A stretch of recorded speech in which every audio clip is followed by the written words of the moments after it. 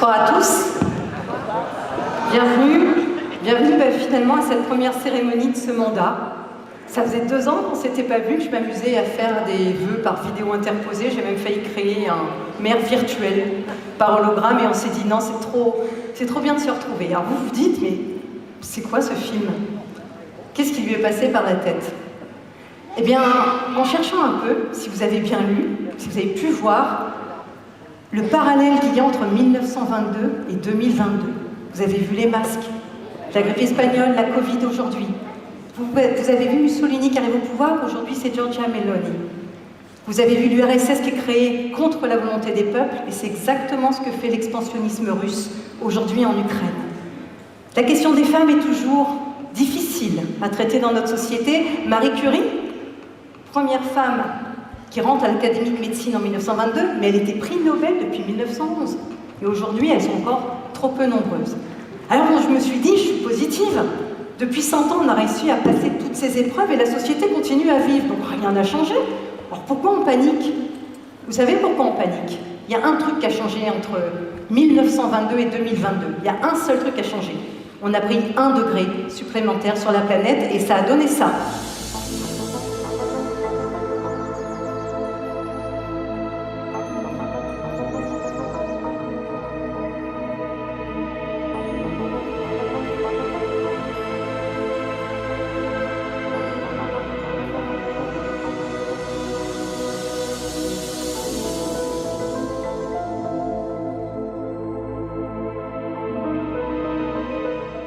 Voilà le changement qui a été amené par ce degré supplémentaire. La guerre en Ukraine, la crise énergétique, c'est notre dépendance vis-à-vis d'États belliqueux. C'est le fait qu'on n'ait pas géré notre souveraineté énergétique. C'est le fait aussi que les accords de Paris, de la COP21, on a beau aller faire des réunions à l'autre bout du monde, il n'y a aucun pays qui a respecté ces accords et la France non plus. C'est plus de règlement climatique, c'est plus une fiction, c'est plus une prospective, c'est plus une vision de l'esprit, c'est plus des graphiques. On l'a vécu cet été, on l'a vécu en direct et je crois qu'aujourd'hui, il faut en prendre pleinement conscience. Le message que je veux passer ce soir, c'est que c'est le seul objectif de nos politiques publiques aujourd'hui. C'est avant tout de prendre nos responsabilités, comme toute la société et ses acteurs, et que le territoire ici, il joue son rôle. La ville de Port-Jérôme-sur-Seine et Cossenaglo joue son rôle et prend sa part à cette formidable aventure que nous avons devant nous, à savoir préserver la planète. Et préserver la planète, vous savez ce que c'est juste préserver l'être humain. Donc quand on réfléchit aux politiques publiques qu'on a à mettre en place ensemble, élus, acteurs de la société, habitants ici, il n'y a qu'un seul fil conducteur. C'est faire en sorte que nous puissions vivre sur une planète et que l'on puisse dire à nos enfants qu'on a réussi ce défi de régler ce problème de 1 degré. Alors sur Cossenaglo, ça a été anticipé il y a des années avec, je crois, la commune de Gravenchon et Port-Jérôme-sur-Seine, en fer de lance sur le monde industriel. Ça fait quand même depuis 1972 qu'on pompe l'eau en Seine, qu'on la traite et qu'on s'en sert pour les process industriels. Et pendant ce temps-là, on n'a pas besoin d'utiliser l'eau potable pour l'humain. Ça fait depuis à peu près 2010-2015 qu'on traite le CO2 dans nos usines ici d'ExxonMobil pour fabriquer l'hydrogène. On rejette du CO2 et ce CO2 c'est du gaz de Coca-Cola grâce à Air Liquide et Cryocap. On a un réseau de chaleur entre industriels, entre l'usine d'incinération et juste à côté Tereos. Ça évite que l'énergie s'en va en aille en l'air. Et puis on le fait aussi à Port-Jérôme. Ici, vous avez une chaudière biomasse qui fonctionne depuis plus de 10 ans. Je crois que le territoire a vraiment donné l'exemple. Mais aujourd'hui, l'anticipation ne suffit plus, c'est l'accélération qu'on a à mettre en place. Et bien l'accélération, c'est aussi tous les projets qui s'installent sur le territoire. Les projets, c'est Eastman, le recyclage de plastique. 1 milliard d'investissements pour recycler du plastique. Ça veut dire qu'on n'utilisera plus de produits pétroliers pour recréer un plastique qu'on retrouvera dans la mer, dans les espaces naturels, quelque chose qui nous permettrait vraiment de protéger la biodiversité. C'est aussi du plastique biosourcé avec Footero qui s'installe. C'est encore 500 millions d'euros d'investissement. Et tout ça, c'est à côté de chez nous. C'est pour le territoire, c'est pour créer des nouvelles filières, c'est pour accélérer ces transitions, et c'est aussi le côté humain qui compte. Je ne vais pas parler pendant 2 heures de Cossenaglo, ne vous inquiétez pas, on va se reconcentrer sur Port-Jérôme-sur-Seine. Mais je tenais vraiment à remettre tout ça dans son contexte. Ici, ce à quoi on travaille, quand on implante des entreprises comme celle-ci, c'est le côté humain derrière. Comment on fait pour que le cadre de vie qui soit préservé, déjà, et comment on fait pour que les habitants du territoire bénéficient de ces évolutions? Eh bien, c'est des formations qu'on met en place sur le territoire, c'est du logement adapté, et je vous l'expliquerai tout à l'heure dans les perspectives. Je pense que ce territoire a vraiment joué le jeu de l'innovation et de l'accélération et de la proximité. Un exemple de proximité aussi. Toutes les aides qu'on met, je le redis, pour pouvoir attirer de nouveaux médecins sur le territoire. Ce sont des aides, des bourses pour les études, ce sont des aides pour le logement. Demain, ce seront peut-être même des logements directement affectés, ce seront peut-être des places en crèche qui seront réservées spécialement pour que des médecins viennent travailler sur le territoire. C'est une maison de santé à Lillebonne. Et puis c'est la mobilité. Pour que tout le monde accède à ces services de santé, l'hôpital, c'est de remettre un train sur les rails. C'est ici, à Port-Jérôme, que ça va démarrer. Alors j'utilise le conditionnel depuis des années, mais là j'aimerais bien utiliser que le futur. C'est plus un rêve. Je crois vraiment qu'un jour, alors j'espère que je verrai sur ce mandat, je crois vraiment qu'un jour on aura un train, un module autonome à hydrogène, qui partira de l'ancienne gare de Port-Jérôme.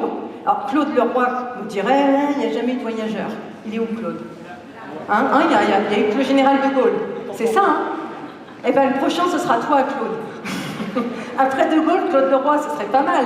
Et tu pourras aller jusqu'à Bréauté-Beuzeville dans ce train à hydrogène. Mais pour nos enfants, pour accéder au Havre, à Rouen, à Paris, au monde, pour les salariés venir travailler, pour les jus de cerveau qui vont venir faire développer le recyclage moléculaire, pour venir faire développer aussi une entreprise de polylactique acide, on va monter ces futéros, et bien toutes ces personnes-là pourront venir sur le territoire. Je crois que la mobilité décarbonée est essentielle.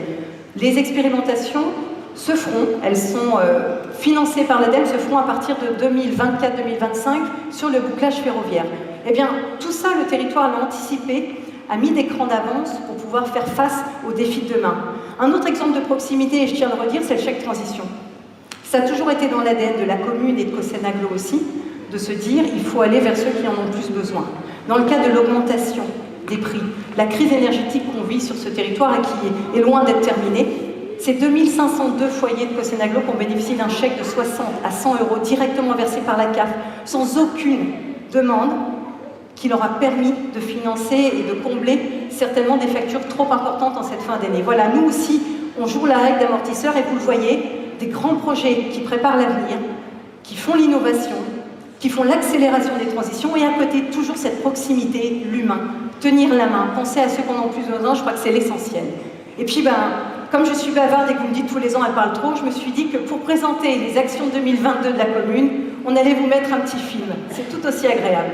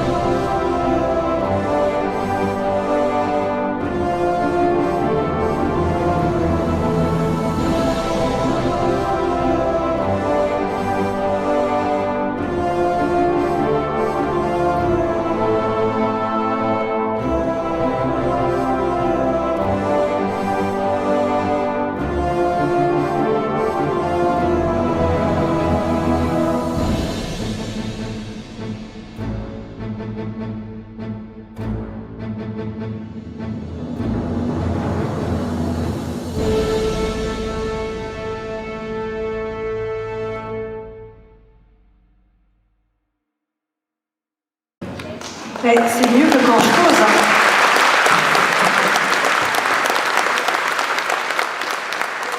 C'est plus sympa. Alors, il y a deux choses. Vous avez vu plein de choses. Et tout ce qui est dans ce film-là, vous l'avez sur des stands en explication. Vous avez des questions sur la maison 3S, sur Territoire Zéro Chômeur de longue durée qui a donné naissance à la source, sur le CCAS. Et puis on va aborder ces questions-là avec des adjoints. Mais d'abord, il y a aussi une nouvelle chose qui s'est passée en 2022, c'est l'élection du conseil municipal enfant. Parce que, comme je l'entends depuis tout à l'heure, oh les Ukrainiens, ah oui, c'était la fête foraine. Tout ce qu'on fait là, c'est pour eux, c'est pour les jeunes, c'est pour les enfants. Eh bien, dans ce cadre-là, je vais appeler Yanis, mon maire enfant, qui est pas loin. Vous pouvez l'applaudir, Yanis. Ça fait longtemps qu'on avait un homme maire.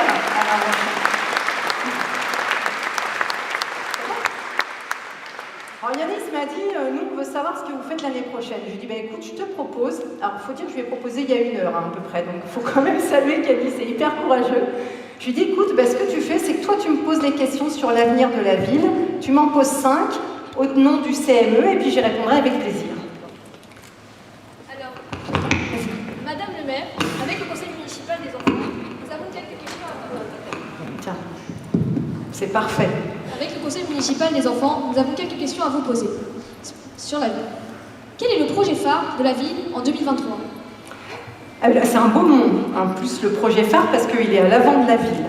J'ai pas d'image à vous montrer, mais vous allez rapidement voir de quoi je veux parler. Le projet phare pour moi qui regroupe un petit peu tout ce qu'on a envie de faire dans cette ville et le côté hybride de notre façon de réfléchir, c'est l'entrée de ville. On l'a vu, c'est émouvant quand même la station Esso qui s'en va. On a presque entendu l'acier crier un petit peu.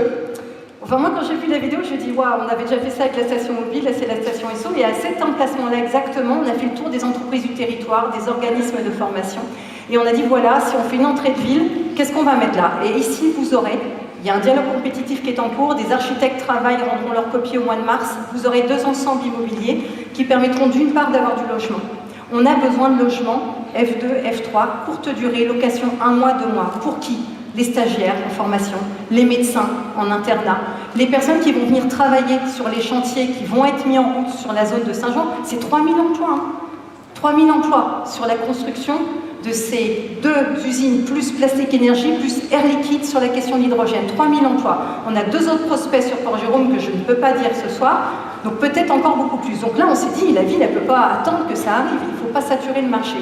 Du logement et un autre ensemble immobilier où il y aura de l'activité, des ensembles de bureaux, parce que des bureaux d'études nous demandent d'avoir des espaces pour pouvoir travailler. Et puis en dessous, on va reloger les commerces, bars, tabac, boulangerie, en face, dans des cases qu'ils auront dimensionnées avec nous, qui seront dans la même rue et qui permettront d'avoir finalement la même fluidité territoriale. Et un peu plus bas, je dis que c'est le projet phare parce que c'est important, en bas, les industriels, les entreprises ont dit mais on a besoin d'autre chose.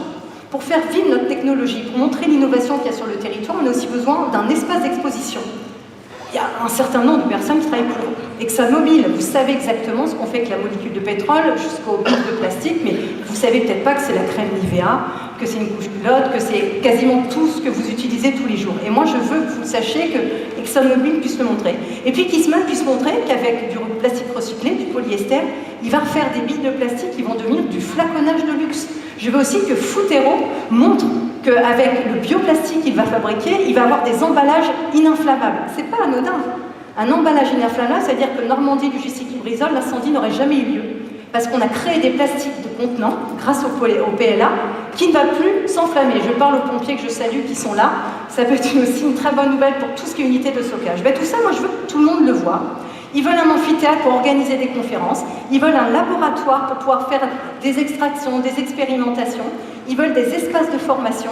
Ils veulent pourquoi pas une crèche entreprise qui serait dédiée aux salariés d'entreprise, même s'ils ne vivent pas sur le territoire. Et bien, tout ça, c'est le 2e ensemble immobilier qu'on aura à l'entrée de ville. Et puis quand on aura délogé les commerces, la partie en amont, et bien là on aura encore un film avec une petite larme, puisqu'on aura le BHV qui va disparaître, on aura aussi ces bâtiments-là qui étaient issus de l'après-guerre, qui étaient un peu construits de briques et de broc, mais qui font partie de notre patrimoine et de notre vie de tous les jours, qui vont disparaître au bénéfice. Plus on va remonter dans la rue Kennedy, plus on aura plutôt du commerce et du logement, et plus on va descendre, plus on aura de l'activité et quelque chose de service entreprise. L'objectif, c'est vraiment que le monde industriel, le monde économique rentre dans la ville et bénéficie aussi au dynamisme économique, au commerce et autres. Voilà le projet phare, et je crois que ça résume un peu tout. On veut que des médecins s'installent, on veut que des entreprises viennent, on veut que du jeu de cerveau arrive sur notre territoire par taxi-rail et travaille dans un laboratoire ici. Et c'est notre objectif et c'est ce qu'on construit avec les industriels. Merci. Avez-vous une déception à partager? Oui. Ah, j'aurais vraiment aimé, avec Nadine, inaugurer les microfolies. Vous savez qu'on a fait tout un dispositif culturel autour de la médiathèque. On a diminué, mais on a rajouté la ludothèque, on a rajouté aussi une artothèque. J'invite tout le monde à aller voir l'artothèque. Vous pouvez louer des tableaux que l'on a en stock et qu'on achète encore régulièrement pour que vous ayez une œuvre d'art chez vous. Et pour nous, c'est extrêmement important. Puis en cette année, on a fait du street art. C'était sympa d'avoir Mascarade, Jace, Corbeau.